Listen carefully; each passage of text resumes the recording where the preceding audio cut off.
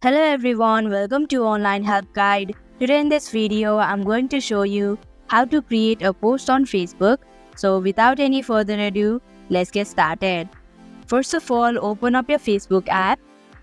After you come across this home page, click on the text box that says "What's on your mind" in the top section of your screen. Here you can type something.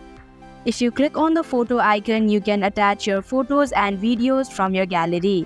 If you click on profile icon with tag, you can tag someone in your post.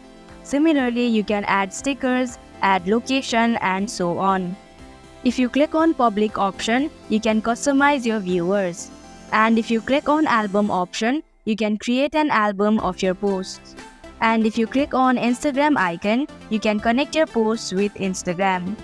Finally, click on the post button in the top right corner. And here you can see that your post has been shared. And that is how you can create a post on Facebook. Thank you for watching Online Help Guide. Hope this video was helpful. If it was, then hit the like button and comment down if you have any questions or feedback. Also, if you are new to our channel, subscribe and hit the bell icon so that you don't miss our upcoming videos.